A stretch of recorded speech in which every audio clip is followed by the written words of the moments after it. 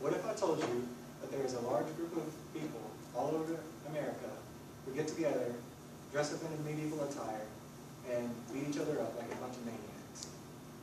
I know, I didn't believe it at first either. They're called the Society for Creative Anachronism, and today I would like to tell you about it. I'm going to tell you about their history on a national level, a local level, and also what it's like now. I feel like I'm qualified to talk about this because I'm an aspiring member, I have friends who are members, and I've done plenty of research on it. First, I would like to talk about how it all began.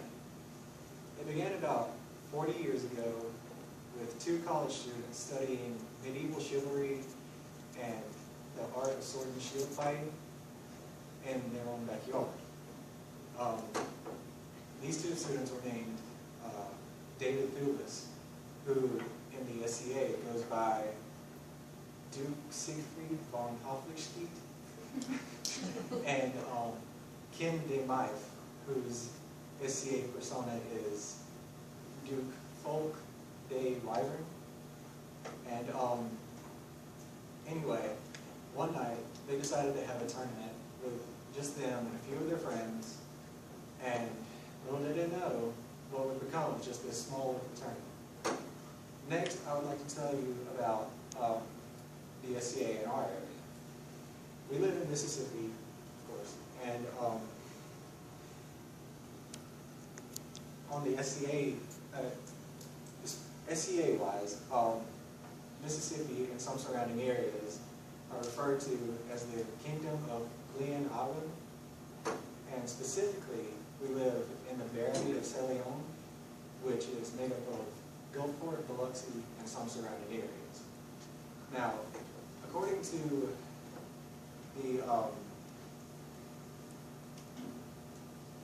Glen Avon's official website, Glen Avon was one of the last kingdoms to be established, and there are three major events that happen here. The first one is called a Gadelot, and that happens at Fort Gaines on Dauphin Island. Actually, that's coming up this month. And there, they reenact the siege of Acre that happened during the Crusader times. Next, we have the Turf Wars, which happens in Alabama, where the barony of the Osprey defends their turf from invaders in several different wars. Finally, we have the Gulf Wars, which happens in Kings Arrow Ranch in Lumberton during the spring. And several people come from all around to participate in the Gulf Wars, where, of course, wars, classes, jousting matches, and several other medieval activities occur. Finally, I would just like to clear up a few details. Given what I described to you, the SCA may seem like any typical live-action role-playing event. I can tell you right now that that is not the case. There's no trolls or goblins or magic or oversized fantasy weapons or anything like that. Which that might just sound like a boring version of it, but that couldn't be farther from the truth. From what I've seen, the SCA is made up of a bunch of big guys who get together and beat each other up with rattan canes. And I've seen some of the injuries that my friends get when they come back from an SCA event, and they do get pretty nasty.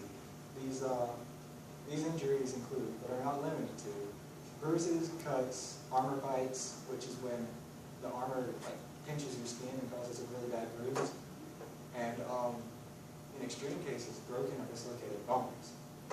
Now, according to Chirurgion, one of the newsletters of the SCA, some concussions and vision loss has been reported, but it's very rare. Now, so in conclusion, I hope I've clearly conveyed to you what is the history of the SCA and the purpose of it. And again, I feel qualified to speak on it because I'm an aspiring student.